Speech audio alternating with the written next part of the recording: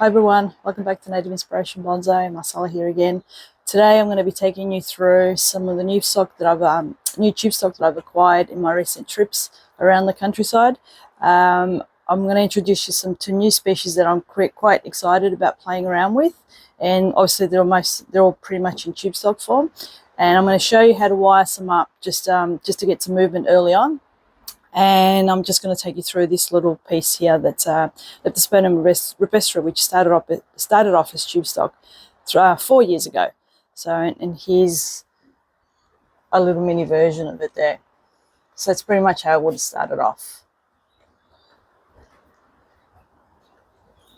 So recently I've been invited to quite a few different places around Australia. I was up in central Queensland a couple of weeks ago. I was down in Hobart selling some pots at the start of the month, and in Hobart, my friend and I had the opportunity to go to a local Indigenous native nursery there. It's called Plants of Tasmania. So when I was down there, I purchased two just in case if I lose one of them. So I'll just take you through some of the varieties that I picked up. Nick can come in and zoom in on some of these. Hopefully I'm holding the tag in the right way. This is a Leptospermum rupestre Highland Pink. So this is a different upright form to the one here. This is the weeping variety. So that's that there. And you can see it already has that characteristic of weeping. So perfect for a semi-cascade or a cascade if you wanted to, or even just sort of a bit of an upright weeping. So yeah, this is that one. It is quite established in the pot. There's a lot of roots there, which is quite good. And I picked one up that has a little movement right down in the base there, which is really it's really good to do.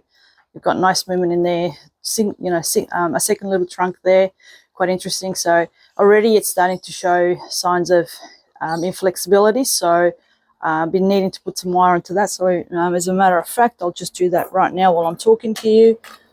So I'll just pierce through and anchor the wire down into the soil.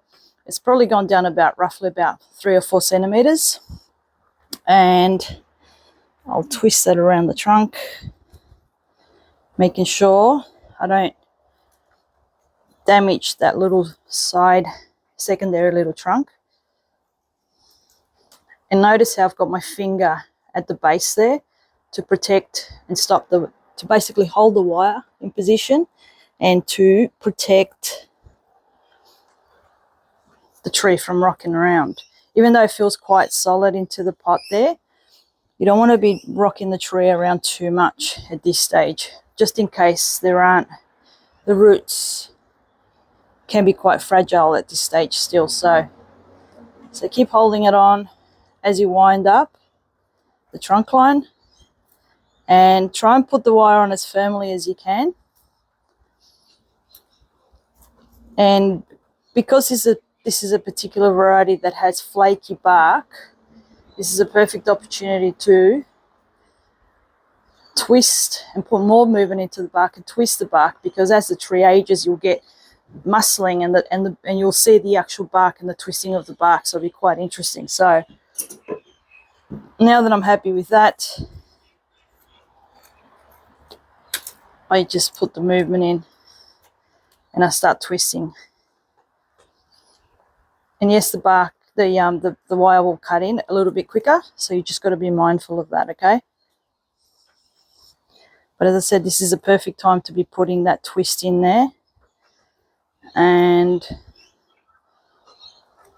putting interesting movement in there before it gets too brittle, and then we run the risk of breaking, damaging the branch, the trunk line.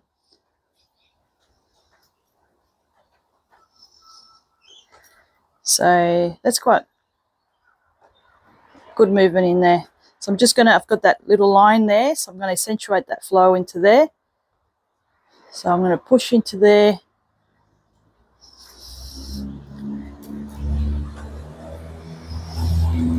And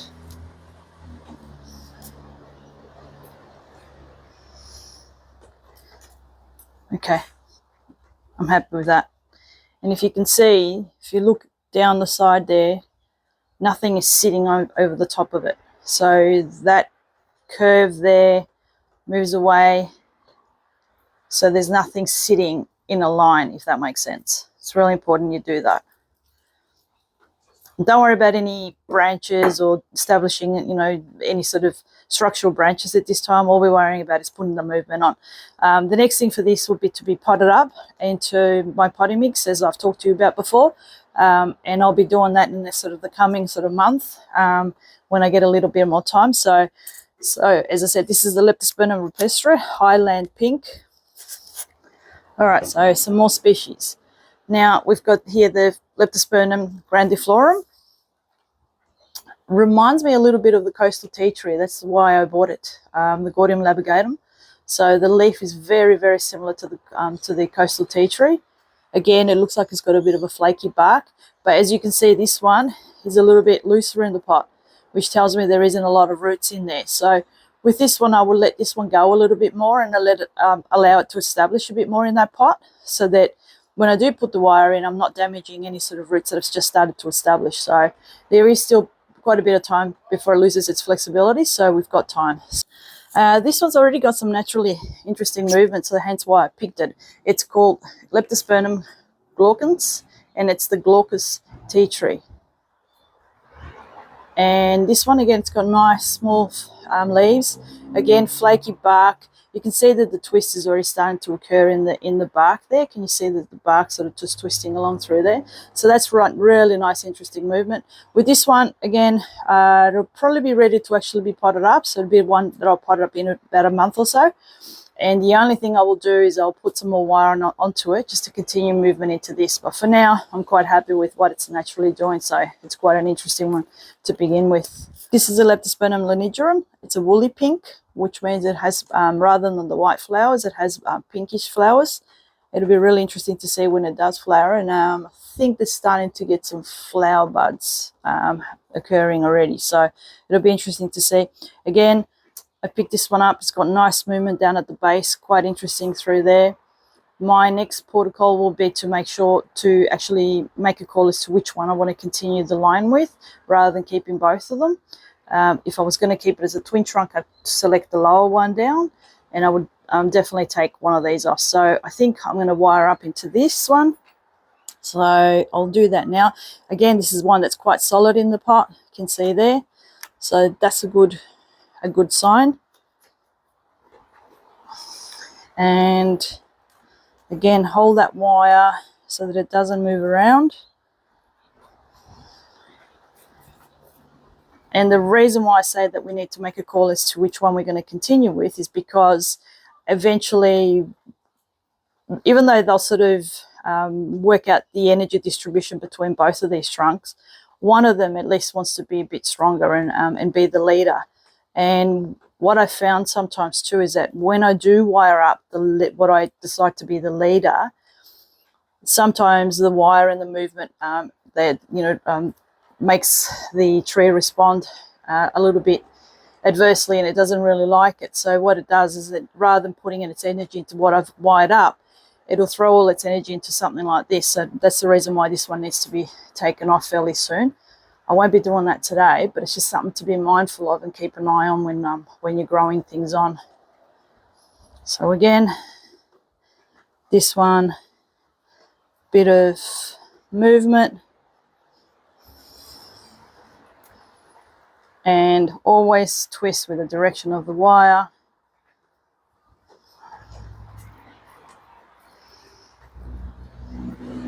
And here we go. All right, that's not too bad for now.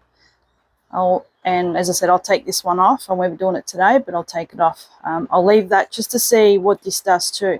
Sometimes you don't want to get rid of that just in case this does adversely react, or if you break it, when you're wiring it, you always want to have a backup plan. So just watch and see how this responds, and then get rid of that. You always need a backup plan.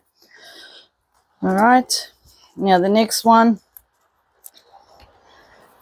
is a hybrid of the Melaleuca squamea, and sclerosa. So apparently this particular plant was found somewhere growing in Tasmania, and it's a hybrid. It's a mix between squamea and the sclerosa, which is quite interesting in terms of the foliage mass.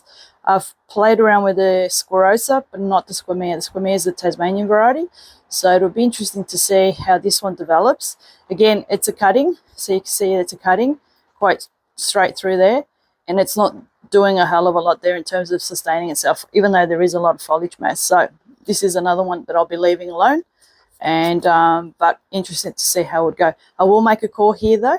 I'll pick out a leader, so to speak, to continue all the energy growth into, but I won't do that yet. I'll just leave it alone for like a couple more months just to make sure that I get more root structure going on in there.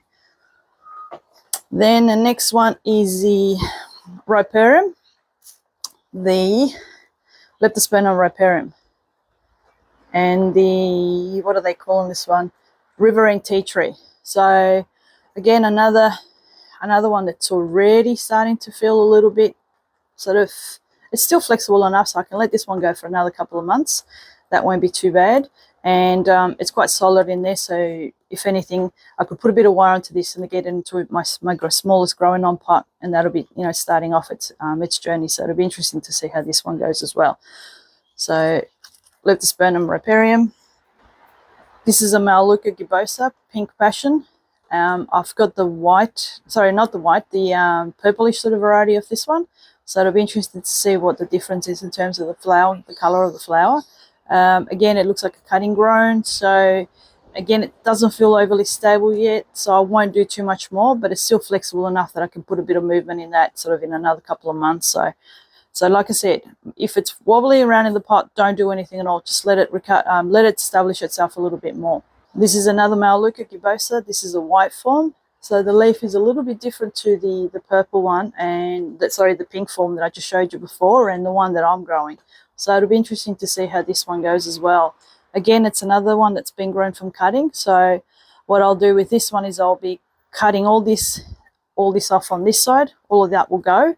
And this will be my tree line, so I'll wire that up. Again, it's still flexible enough so that I can do that, so I'll do that in a couple of months or so. But that's the trunk line that I'll be doing. So when you're presented with something like this in terms of a cutting that's sort of, you know, been put into the ground, and you make a call fairly early, you get rid of these, and then the tree just starts putting all the energy into what you want to start training up. So it's a nice one to show that if you buy a tube stock and it's got that sort of going on with it. All right, this is a Melaleuca fluviatilis. You can see it there. I picked this one up from a recent trip up in central Queensland, up in Gladstone, when I was an artist in residence there at the botanical gardens, at the Tondoon Botanical Gardens, and part of the bonsai house. This is just some stock that they were growing on for actually to put into the gardens, but I was able to get a couple of these. So it'll be interesting to see how they go down here in Melbourne, being a central Queensland, much more a North Queensland variety, obviously like in the warmer, the humidity, that sort of environment. So it'll be interesting to see how it goes here in Melbourne. With these type of varieties, what I've done is I've sort of sheltered them in over winter. So typically under sort of trees or amongst other trees, it's got their own little microclimate. So it'll be interesting to see how they go. They're reasonably pop bound, because I believe these were tube stock they were trying to sell on at an eco fest that they have every sort of year. So this one will be going into a pot fairly soon. And I did cut it down. It was probably about another 20 centimetres up higher, so I've cut some of it down, and I'm just going to let it sort of acclimatise here a little bit now that we're actually going into winter here in Melbourne. So, but the nice interest and movement that was naturally already there. This wasn't put on by anybody, was something I just couldn't pass up. So, I mean, look at that movement in there. These grow to about quite tall. I think it's 30 metres tall, or could be even taller. So, yeah, it'll be interesting to see how it goes here in Melbourne. All right, so this is a Beckia Gunniana, the Alpine Beckia. And I've got the tube stock form here, that one there. I picked this out before I actually was able to found out that some of these plants were actually available for sale as well. So these were the mother stock that the nursery was actually taking cuttings from, and it had been put aside basically for it to be sold on.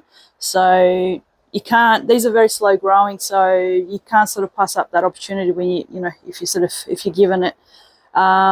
So this one obviously needs to be, it's quite pot bound in there, so it is quite weak on this side of the plant, and I believe that would have been because there was a corner of a section in the nursery where a whole heap of mother plants were sort of been put aside, and I think this was sort of squashed up and it wasn't getting a lot of light. So you can see there's quite a new little shoots in there, so hopefully it might just kick on through once I repot it, and I'll be doing that soon. I'll pick out some structural lines for this tree. It'll be a clump, which is one of my favorite styles, and I'll get rid of whatever I don't need, and if I feel that I haven't taken too much from the tree, then I'll pot it down.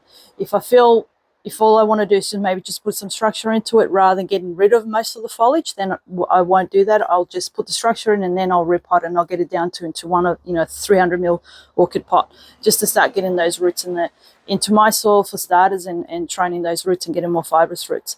So that's the plan for that one.